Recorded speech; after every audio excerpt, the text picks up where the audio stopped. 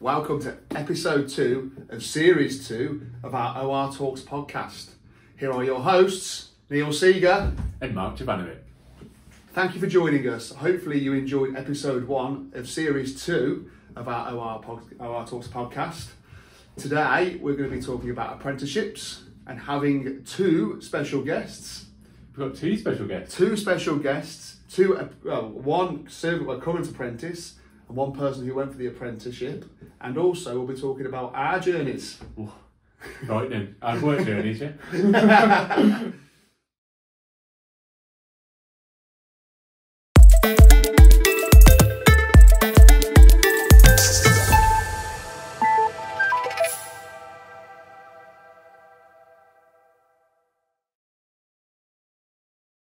So today we're joined by Anie, one of our apprentices.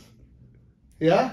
You go with Apprentice? Yeah, we'll go with Apprentice. What department are you in for your apprenticeship? I am in the payroll department and I do the level 3 payroll administrator apprenticeship.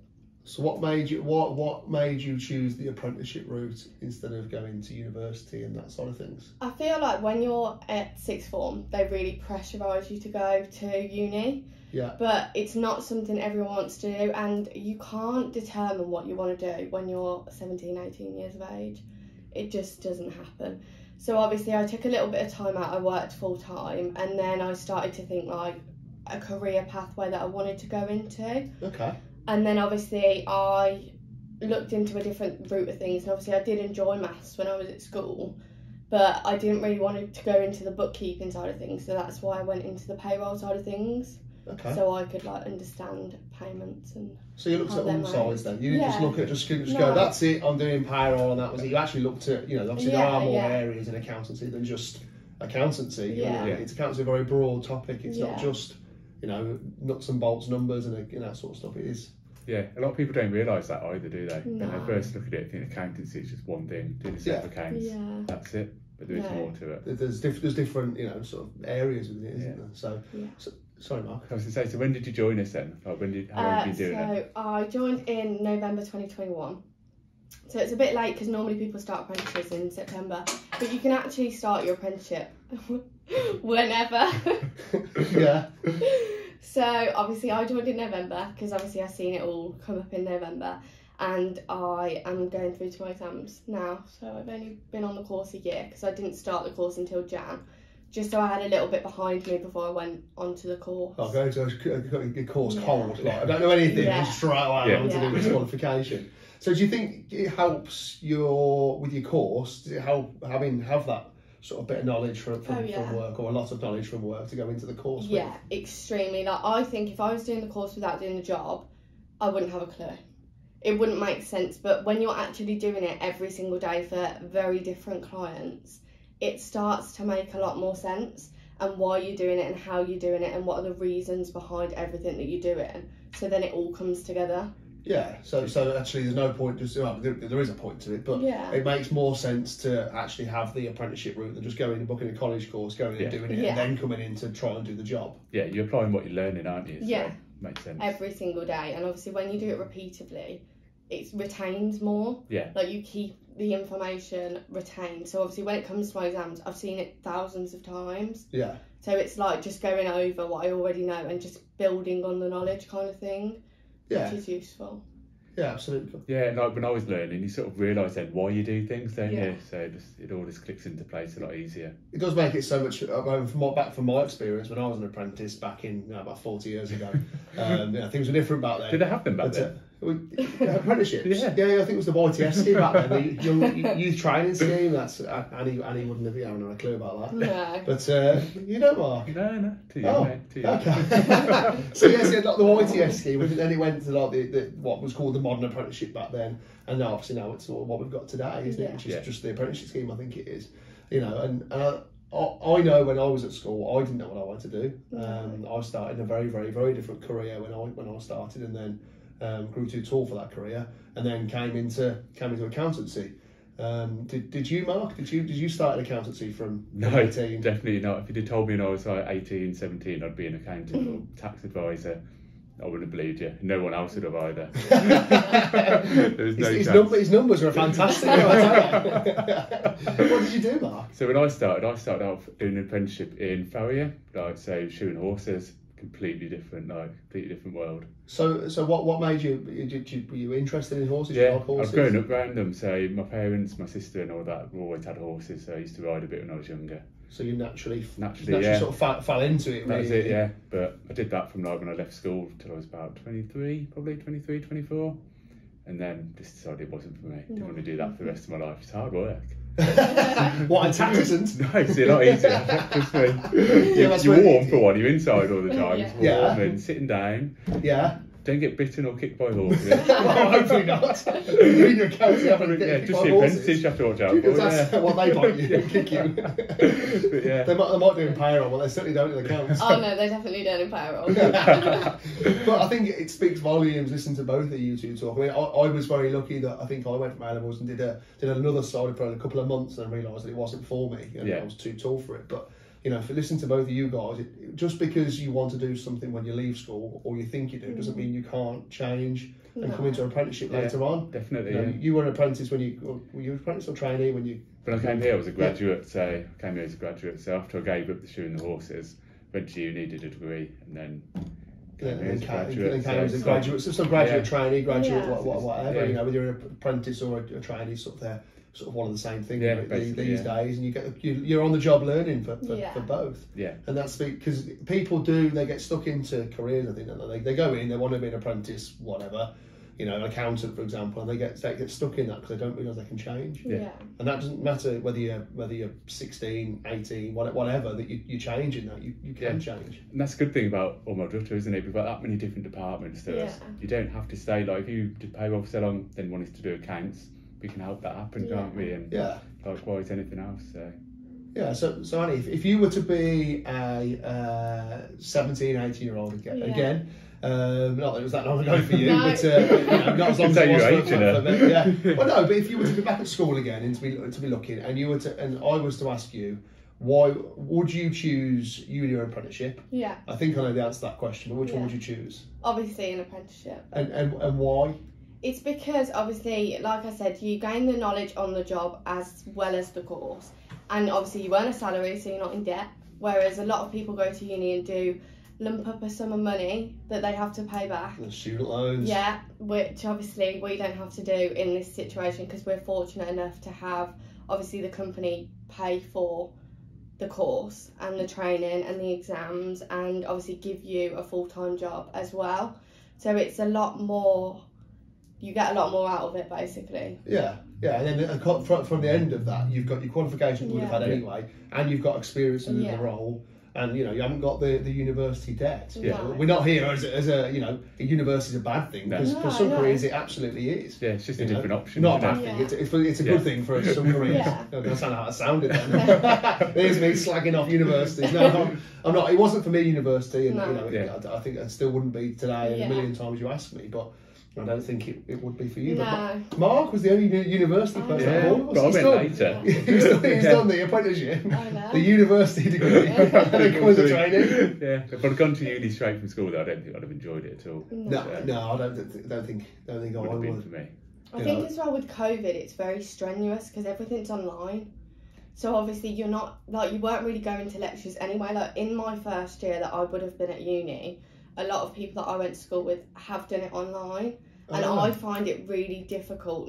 Although my course is online, I'm doing it as well. Yeah. But to sit in like a study for 8 hours and just watch someone talk, not for me. Zone out. Yeah. So that's a point actually. I hadn't considered that, because a lot of the learning these days is online, isn't it? Yeah. So going to book a nice little AAT or whatever course, online and sitting there watching that, you necessarily won't get the full benefit of that course unless you're applying it in practice. Yeah, I was going to say then, so you were at college part of the week, or was it blocks, or so obviously when I joined, I started the course in Jan, and then I had one lesson a month online, so it's not, you don't do much training, it's not every week or 3 days a week. It's quite a lot of the job, which is quite good because you pick up more when you've got people around you that know what they're doing. Yeah. And obviously you don't really have a clue when you're coming in. I didn't have any experience or any real knowledge of payroll before I started it. And then obviously I've got 1 lesson a month with a training advisor. Most of the time it is one-to-one, and obviously I pick up things one-to-one because then if I'm stuck, I've got someone there to help me straight away. There and then, yeah. And then obviously you get given tasks, so I'd get like 2 or 3 a month, hand them in by the time of my next lesson, and then so on. Oh, awesome! So it's all bite sized then as well. Yeah. It's not like you're being chucked into a week's worth and then here's an exam at the end of the week. Yeah. It's actually bite sized chunks. Yeah, it's quite manageable around working full time as well. Yeah. Extremely manageable. Yeah, I suppose, yeah. And then you get your course day as well. You get your time. You get time out of the office. Yeah. Although it's not a day off. No. Still from every day. You've still got to work every day. You know, which is a bit of a shock moving from school. It was for me all them years ago. You know, moving into working like full time. I know. It's amazing. Very different. You think 8 to 3 is bad, and then you work 9 to 5, and you think you'd go back any day. We're meant to be selling this. We're not meant to be going on. But at least you get paid at the end of it. Yes, you don't get paid when you're at school. The thing. And you get your weekends back. Now, obviously, when I was at school, throughout the time of my apprenticeship, I did work on a Saturday as well, just so I could like balance everything and give myself some spending whilst saving for a car.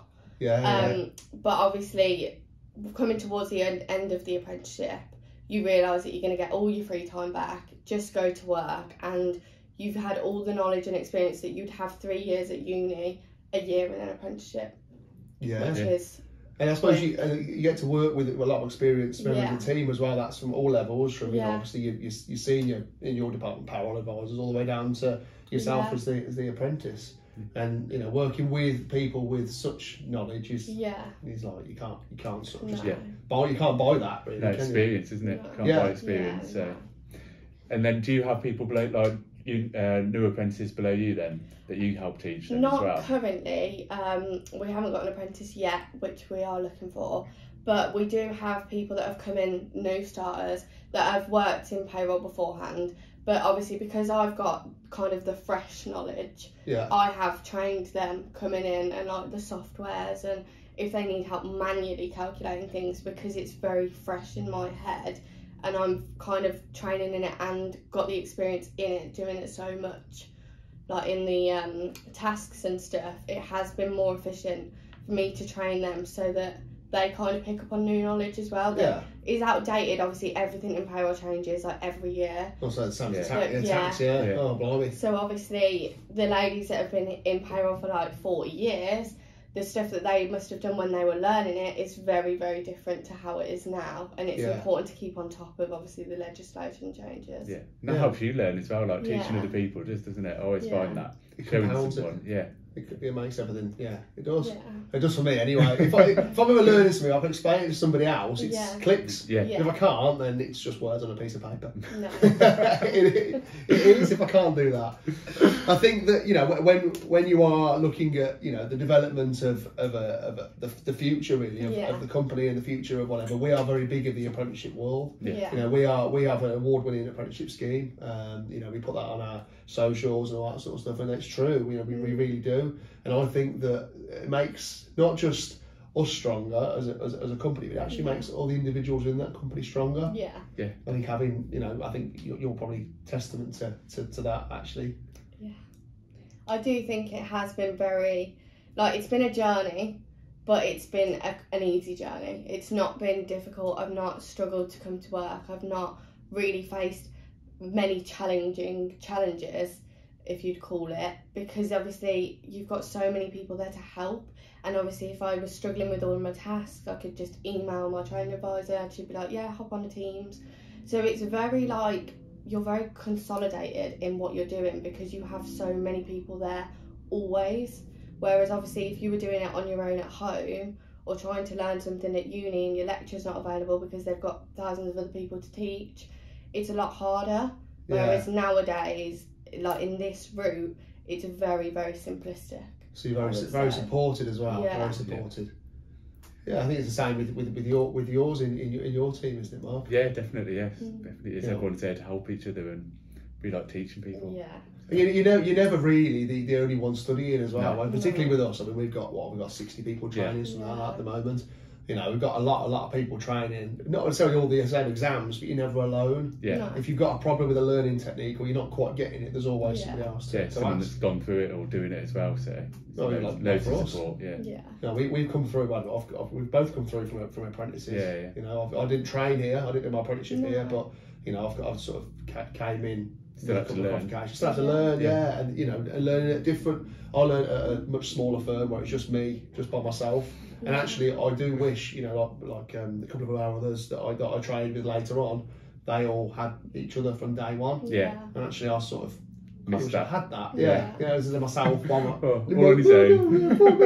But yeah, I do. I think that if the more people you got around you, you've got more different people to explain how things are. Yeah. Definitely, yeah. You can always bring your books into work.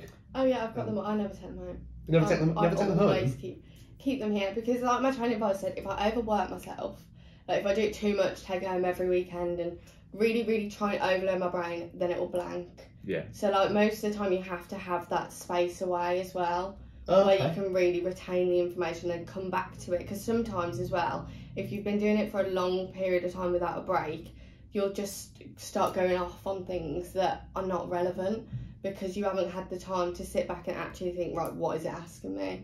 So yeah, no. So it's not just work. As you said earlier, you get your time back. Yeah. You know, so actually, it's really beneficial being an apprentice. Yeah.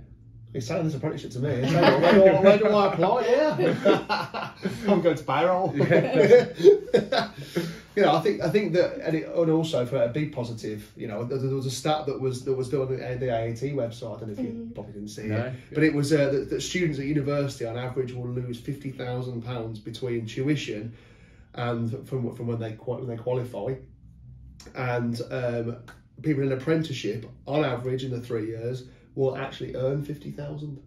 So actually, if you think about it, you go to university, you would borrow effectively the 50,000. Whereas you could make it, so actually you're probably 100 grand better off. It's a good start, that, yeah. Tell you what, quick maths as well. Yeah. 50. Tell you what. So and you've got extra knowledge and extra experience, and you know it benefits everybody, doesn't it? It benefits you guys, and it benefits us as a company as well. Yeah. You know, sorry. No, carry on. Having these young, keen new youngsters in drives us all forward. That's what it is. Keeps us feeling young as well. Yeah, that's right. I'm not as old as you. Alright. Tell everyone that. I'll tell you what. Sorry, Mark, carry on. No, so I was going to say, so accountancy, we get like a bad stereotype, don't we? So what's been the most surprising thing about working at Ormo Doctor? Like, is it like you imagined it would be? No, completely different. I mean, I didn't really have any expectations coming in. Yeah. Because obviously I was fresh. I'd never really worked properly. I mean, I worked in a cafe, so I've never worked in anything professional, office-based, etc. I just didn't know what to expect. And obviously coming in, it's very much so, like, especially on the first week, it was like, you get to your desk and everyone knows what they're doing. Whereas obviously before at school and stuff, it's like you've got your agenda. Yeah. I had no agenda. So the adaptation from sixth form to full-time education and work, like when you're doing it in an office, you don't know anything, is very different, but you adapt very quickly because obviously you find out when you're doing your like learning, and obviously they'll take you through some easy steps. For example, like running directors is that easiest thing that we do because they're very simplistic and the most of the work is done towards year end in March. So obviously when I joined in November, it wasn't really close to year end, so it was just like making sure they'd all been run for a month. Whereas obviously the monthlies is when it gets complex with obviously SSP, SMP, like child payments, etc. And obviously just having the basics behind me before I even did any learning really like took me through the process and how it actually works. Yeah. And I think if I didn't have that and I didn't get kind of thrown into it at the deep end, then I wouldn't have learned so quickly. Yeah, you sort of you have to then at that point, don't you? But I suppose you still had the support and from the structure. Although you know you come from not having you effectively your work done for you, sort of like with your itinerary and all that sort of stuff, day to day. Whereas work you can't do that from a work point of view. Obviously, you know you have your college day, as you said. You know that's your college day, but between times you've just got loads of work. And how you allocate that work, but then you've got obviously the senior people and the support around you, that you're not actually alone. No, you're not just chucked 50 jobs and crack on, learn, figure it out yourself. It's very structured. We do have a very structured training system here, I suppose, don't you? And you have your catch-ups with your you do, checking on how you progress. When obviously you're an apprentice, obviously I know it works a little bit differently when you're a new employee, but when you're an apprentice you have a probation review like every month, so every 30 days, to check up on how you're doing, how you're feeling, how do you feel it's going, if you need any support, if you need any extra time to focus on work. It's all kind of discussed monthly. Fantastic. Which is useful, because obviously then you can check in, you can see if there's anything that they can see that you're doing well, or anything they want to push you further. Like, it's very useful because you've always got that time to kind of reflect on the month and how it's been and how it's going. As well. Yeah, extremely. So within it as well, you're given very sort of job specific tasks within that, aren't you? You know, sort of we say about the work and the different things that are in there. So it's all varied as well. You're not just given 200 directors' powers. Some of them are monthly. I mean, because obviously you have some that are probably hourly paid, weekly paid, and salary. You have a sort of a mixture of all sorts. And that's just within one payroll scheme. That's not across the board. You know, you have one company that's got weekly employees. It's got all sorts of things within there.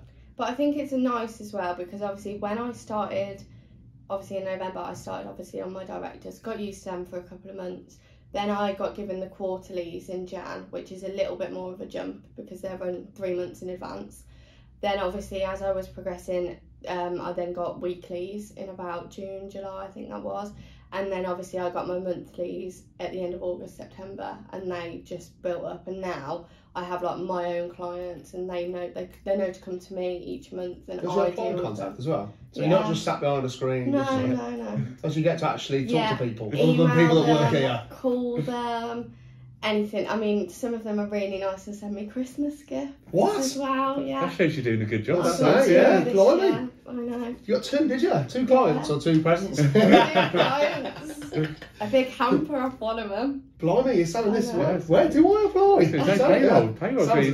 Sounds amazing. So you have client contact, which is, I can imagine that's probably quite daunting to come into. Not only are you learning a new job, you then with that, and also you have your client contact. But actually, probably that quite nice, instead of just running people's pay slips and sending them on an email. You actually get to talk to those people. It does as well, because you kind of build that communication and the trust. Whereas obviously they want to trust you to run their payroll, and they send it back and have no issues.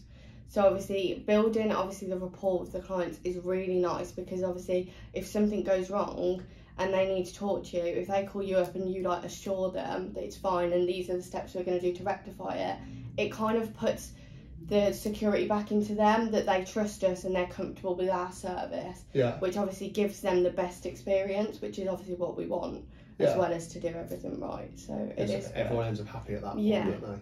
And just while it's in my head, just apprenticeships back, we always used to imagine apprentices as being 16-year-olds, didn't we? 16 or 18-year-olds, and actually that once you were 16 or 18 and made a decision, that's what you were doing.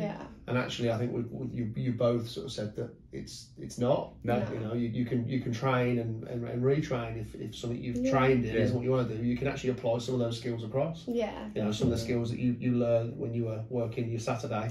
Actually, you probably still apply now, because the customer service side of things still gets applied. So not wasted skills. No. And I think you've got to have that kind of. If I hadn't have had a job, I had a job quite young. I was 13 when I first started my first job. Obviously, doing my thing, just waitressing, cleaning the tables, scrubbing toilet walls. It was absolutely great, but you get to build a relationship with so many different people. I mean, there's the elderly, there's the youngsters, there's the middle-aged. The youngsters. And it's all the people youngsters. Yeah, so what are me and Mark then? Don't answer that. I'll leave that to you guys. No, please do. So what's Mark? Carry on, I'm only joking. But no, obviously you build relationships with them doing that job, and obviously the ways to speak to them and the ways to handle situations like complaints and stuff. These are the type of things I got asked in my interview, and it was how do you deal with complaints? How do you deal with customers? Because although that skill is a very different job, you apply everything that you've learned doing that into this job. So it's knowledgeable to expand on that in a different form. Obviously, usually it's face to face, but in our job role, it's not face to face. It's via email, phone calls. So it's like, how do you apply that in that way? And that's obviously what I built on when I started working here. Fantastic. And Mark, how did you integrate your apprenticeship skills into taxation and accountancy? Similar, to be fair, it's dealing with people, isn't it? It's dealing with people. Well, that's what it is. Yeah, it's horses I was working with, but you have to. The horses didn't complain, did they?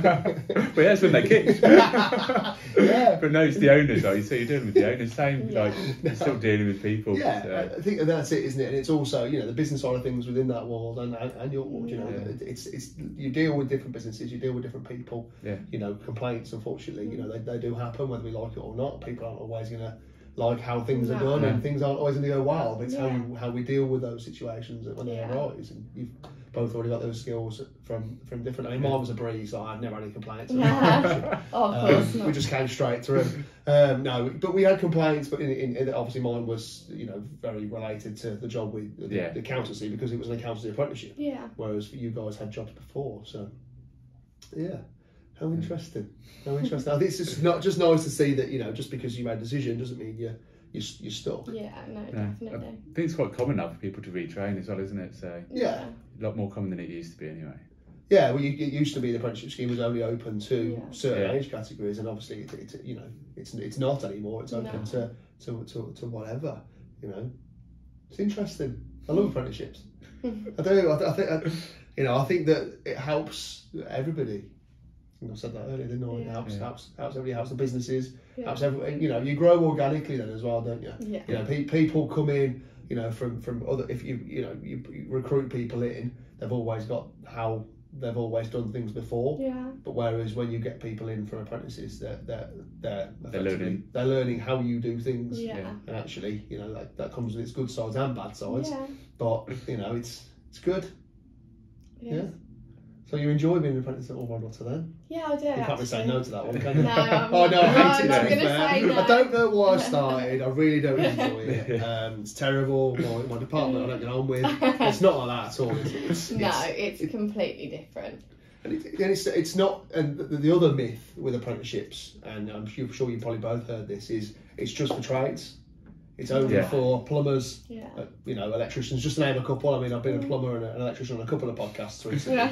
But, you know, people just see them just for trades, and it's not. No. You know, there are professional apprenticeships that, well, Annie's got one. Yeah. You know, we both had one, and we have many of them through the practice.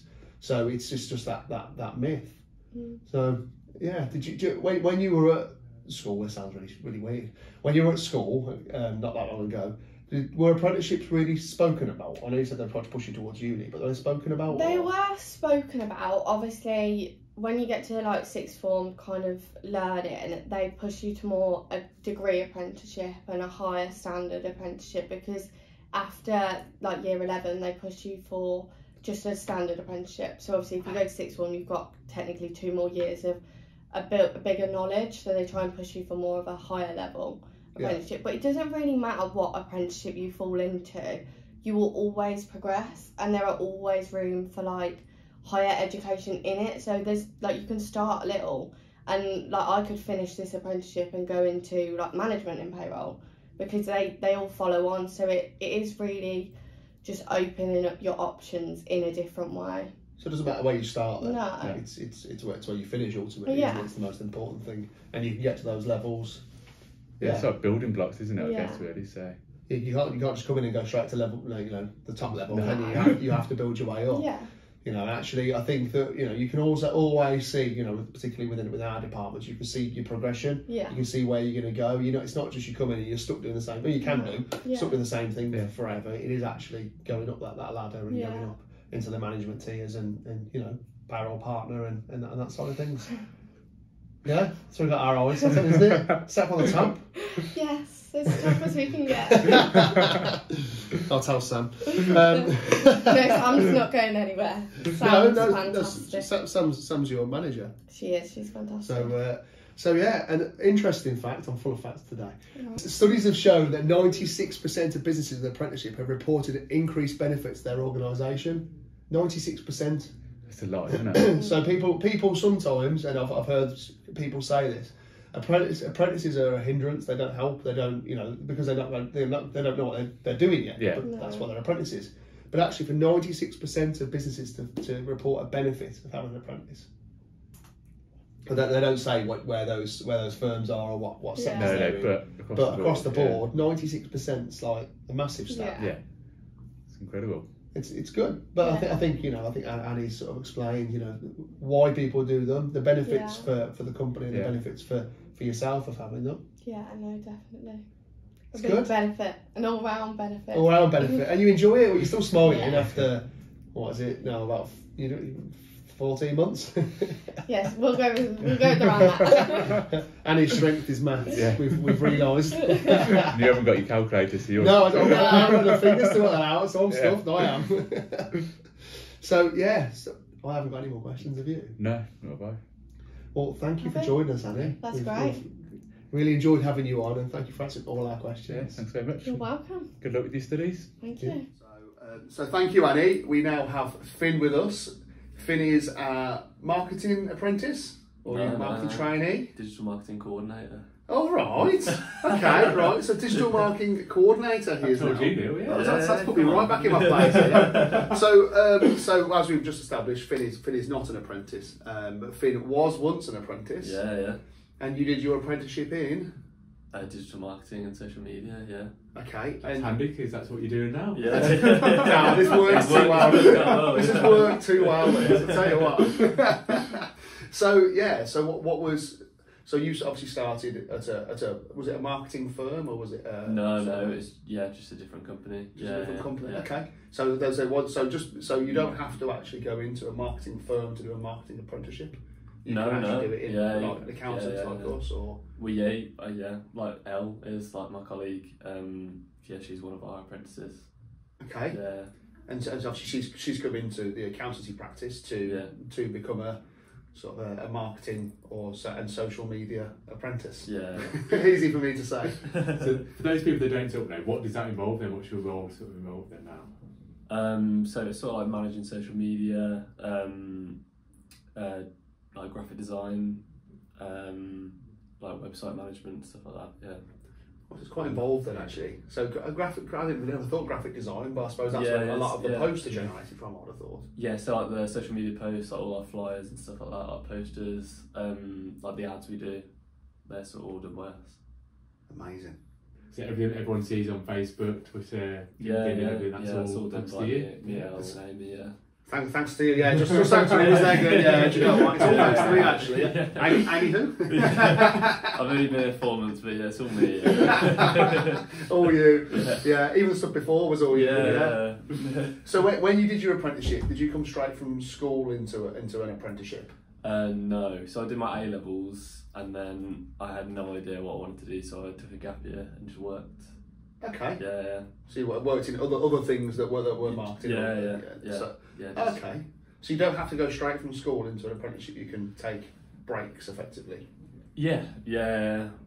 But then basically, I didn't like the idea of doing more like further education. Basically, even though apprenticeships are, but like immediately going from like doing your A levels straight to university, just didn't appeal to me. I was sort of like done with that at that point. Especially if you don't know what you want to do. So what you don't want to do is spending a year or 2 years or 3 years or 5 years doing some training in a thing that you've got yourself in because it's the right thing to do when you leave school. And actually, I think a lot of people that I speak to, especially that rush from school, from doing A levels because that's what school tells you to do, straight into A levels or into apprenticeship or university. And actually, you don't want to do that. Obviously, you went into something that in the end that you didn't want to do as a career. Whether that was because of school or the right thing or wrong thing that people told you to do or whatever is not for now. But it probably felt right at the time to go straight from education into education. Yeah, exactly. And you change as you get older, don't you? Is what you want to do. Well, so. Well, they sort of it's like UCAS. It's like pretty much like year 13. Like all the time, it's like personal statements, get them done. Personal statements, trying to get them all in, and I was just it wasn't for me basically. And even if I was to apply to uni, I'd have absolutely no idea what I would have applied for. Like, what course you'd have done? What course I'd have done, degree David Beckham or something. Just absolutely no idea, Yeah, and of course by doing the apprenticeship route, you're then earning it as well, aren't you? So yeah, it was ideal for me really. Like they didn't really mention it that much, to be honest. It's sort of like mentioned like here and there, but yeah, there wasn't really like not as much as there is now, I don't think. Yeah, I think it's mentioned more now. Yeah. So what would you say like has been the best thing you got out of doing your apprenticeship, other than obviously the qualification at the end of it? I think just like being able to finish your apprenticeship, then you like, and I was fortunate enough to get the job at the end of the apprenticeship as well. Yeah. So it's so easy. You're already there. Like you know exactly what you're doing. Like you've worked there for like a year and a half. Yeah, you've gained experience on the job. Yeah, and it's literally just like you hit the ground running. Yeah. Like, so you've got the theory and you've got the practical experience. Yeah. And not the uni debt that goes with it. Yeah, exactly.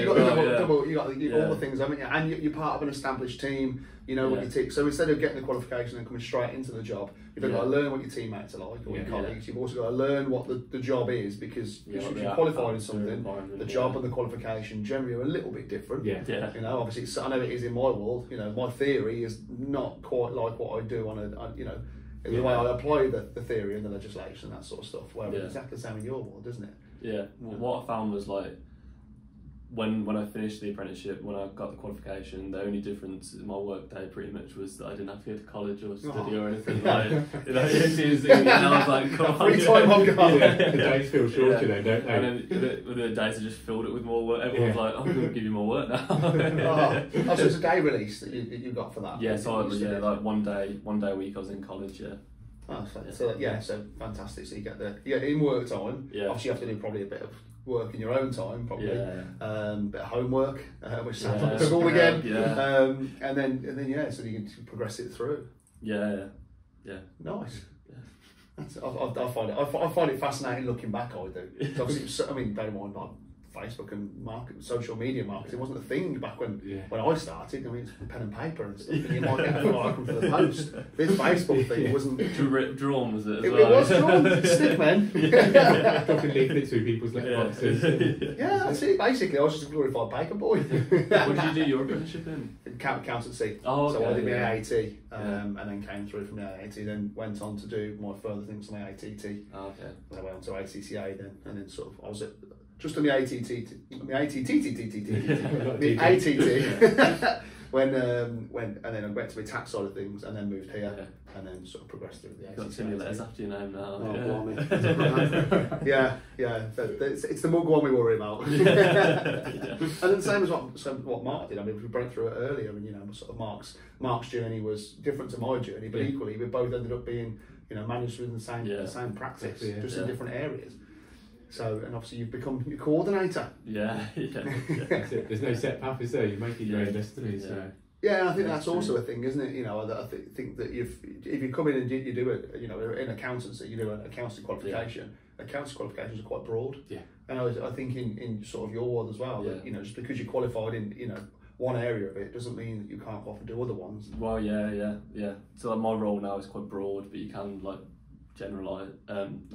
specialise. You generalise now. Generalise now. You can specialise social media, like could be your role entirely, or graphic design, website management, web development. Yeah, it's probably quite nice to do all of them though, isn't it? Yeah. Well, like new things every day. Yeah. And you see that you see what you've designed. Actually, then you're implementing that into your posts or whatever. Which you're sort of involved at every step of the process.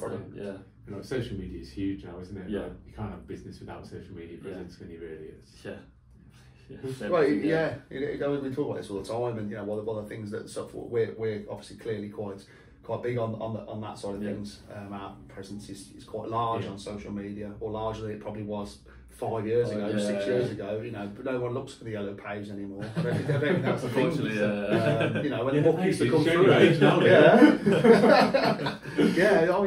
used to use a little stand on to go and reach things on the top shelf. That's what the yellow pages. And then you have but no one looks that up anymore. It is all online. So if Google takes you to Facebook, doesn't it? And whatever. Well, if you're ever stuck on anything, you Google it. Yeah. You know, that's you know, so their marketing actually has been superb because you always talk about Google, you don't talk about the other search engines. Google it, isn't it? It's Google it. It's Google it. Exactly, and that's probably the dictionary somewhere. That, but then that's the world sort of is heading, isn't it? So that is really the future of your sort of your search engine optimization and all that sort of stuff. You know, get yourself up the Google list. That's what I'm talking about. Finn briefed me before he came on. He said, "Neil, make sure you mention these things." So I'm really interested. He's got notes on his hand. Don't tell everybody. But yeah, so sort of the thing I've got from today is actually that there's different journeys. So you can take a gap year if you want to. You can start an apprenticeship with something else, and then sort of go into something different if you want to. Or you could be like me and be really boring and start the apprenticeship all the way through, and nothing has really changed. You know, and like with Annie, she's the same as me. She's come in and done the apprenticeship and gone part of the way through for her. But she'll be following the same route I did. Yeah. But just because you start something doesn't necessarily, it's not the end of the world and you're not stuck in that forever. No, I think the apprenticeship just gives you a real good introduction to work, doesn't it, straight away? Yeah. And you're getting qualifications at the same time. I think one of the most important things as well is like getting to know the atmosphere and environment of work as well, like in an office. Well, not necessarily an office, but in this scenario, and you get to know how everything works. In a working environment. So you actually learn the theory and apply it at the same time. Instead of learning the theory and then waiting 12 months, 6 months, whatever it be to get a job doing it, you're straight in it and you're doing it. Yeah, and then you're finding out the theory that you learn isn't actually how it works in the real world. Yeah. Because the theory, when you're doing it in a textbook, you've got all the information there. As in the real world, you have to go out and find that information. Oh yeah. Or I turn around to Finn, for example, and can you create me or whatever? And that thing may or may not have been done before, by us. So therefore, Finn's going to go away and figure out how on earth we make this happen. Sometimes, and 9 times out of 10 it does happen, and these things come out and look really really good or really bad because my brain has completely made something up. And we look at it and go, that was a really bad idea. Actually, this is why Finn runs away when he sees you walking the wall. And is that what it is? What stupid ideas he got now? But that's the fun side of things. I mean, I find it fascinating what you do because you can create things that my brain thinks of but can't create. And you click around a couple of buttons and there it is. Probably a little bit longer than that, but you get it. And that's how it works. And it all comes into thing I've thought about. Oh no.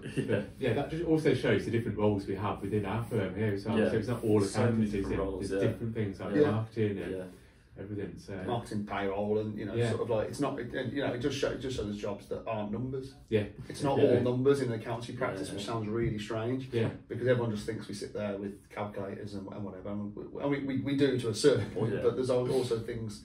And we get involved with the exciting stuff. The marketing, the events, and all that sort of stuff that we do comes through. We had today. We had the banner sent round, so we had an invitation come round today to our next event. Obviously, we all saw it, and that wasn't just an email saying please come along to our next event. It was an actual flyer being created, and mind blowing. Honestly, just look at the detail within it. It makes me sound really old, but it's true. It's true. I thought the same. Just sort of admit it. No, it's impressive. It just looks a lot more slicker, doesn't it? It does. Makes it more exciting. Yeah, it really does. Actually, I might actually show up to this event just because the flyer. I let the team know that the flyers are working. The flyers are, it engages more people, and that's not just within our internal stuff, but external as well. You see something. It's about enticing those people in. Yeah, it stands out when you get like 100 emails a day. When it's a bit more going on with it, it stands out, stays in your memory as well. Well, in marketing, you sort of have like internal and external customers. So it's keeping the same sort of like branding everywhere. Across everywhere, fascinating. I love it. So if you were to be an apprentice, if you were to be at school now, and you were to know what you know now, what would you tell your old self? Would you tell yourself that the apprenticeship is the way, or universities probably would have been the way? I think I'd still do it the exact same way. Obviously I didn't do uni, so it's hard to know. But a lot of my friends did. You sort of like get that experience sort of second hand. But in my head, it seems much more preferable. And I would have thought if they're sort of did they go in to do university like marketing stuff at uni, or do they go off and do like sports science and things? I was gonna say because it would be nice to compare like exactly. So that's ruined that one. Really. Yeah, sorry. Could have gone with this theory and said, they did, no, they're miles behind me.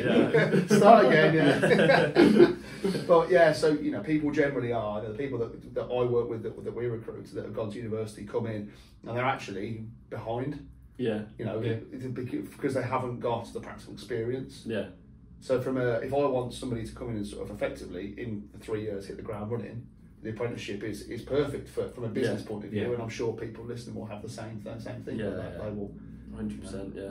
We get a lot of value out of from the apprentices, don't we? Yeah. They have new ideas as well that we haven't thought of. Like, it's perfect. Well, Finn coming in with the marketing side of things, that's stuff that I certainly wouldn't have thought about before. Yeah. And actually come in and go, why are we doing that? Actually, there's this bit of technology that exists.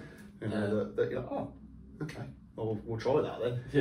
Yeah. And then same as I would have been probably when back a long time ago when I was my paper round was hard. It was only 5 actually.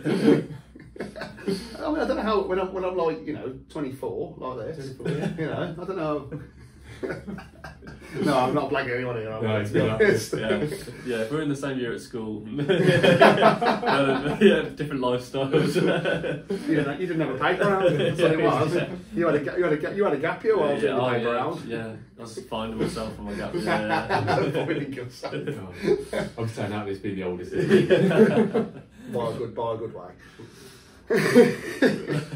But the answer with the apprenticeships is ultimately to me it benefits for both the employers and for the actual apprentices themselves. Yeah, I think it's kind of like a bespoke experience as well. Like it's different for everyone. And your employers because you see them every day, they'll understand that as well. So. And you probably learn things that doing it at the apprenticeship you don't learn in the textbook. Yeah.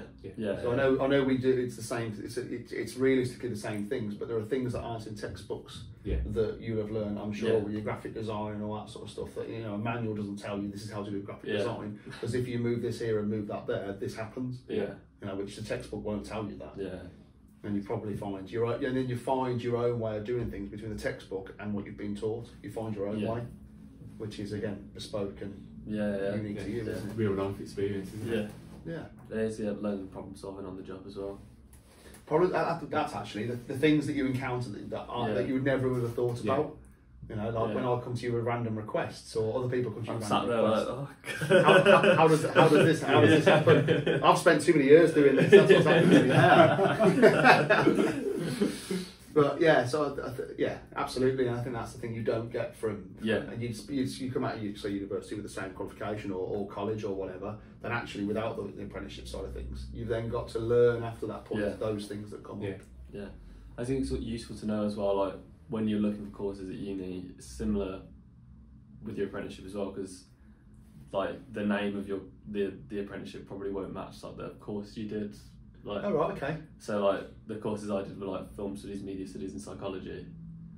And to think of a job that involves those sort of skills, well, not necessarily all of them. All of those. It's good to find the transferable skills you got from those A levels, and then that's how I found marketing. I had no idea what to do. But it probably does touch all of them, doesn't it? Yeah, it probably does because obviously public psychology. Exactly. And thinking of the mind and actually what's going to catch someone's eye, what they're going to be thinking about, and all that sort of stuff. Actually, it touches psychology. Yeah. Touches your film studies. Yeah. Because obviously you make videos. Podcasts. Yeah.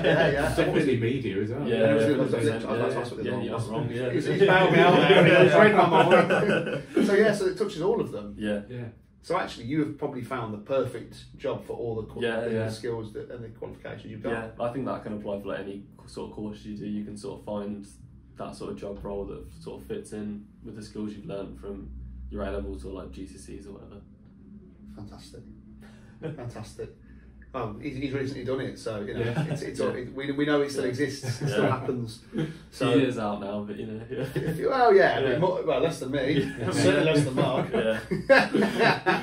Unfortunately, it really feels like yesterday. He's only saying that. So I'm impressed, and I really thank you for coming on and sharing your journey, well, part of your journey. We'll have you on in a couple of years, and we'll see what your next journey is.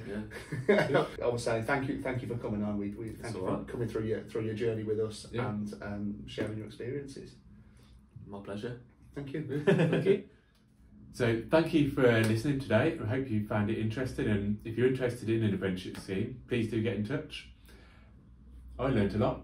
I've also learnt a lot. I can definitely see the advantage that apprenticeships bring to us as an employer, but also to people learning that way. Absolutely, I think, and the journeys will show that as well. Yeah. You know, and as I said earlier, you know, sort of 95% of the businesses show and actually appreciate the value that apprenticeships bring. Yeah, definitely. So next month we're going to be looking at property, and we're going to have 2 special guests again. 2 again? 2 again. We can't keep. We've got a waiting list to get on here now. People, I think we have a few pages now. By the look out of it. Yeah. So if you've got any questions to do with property, give us a WhatsApp on 01905 777 600.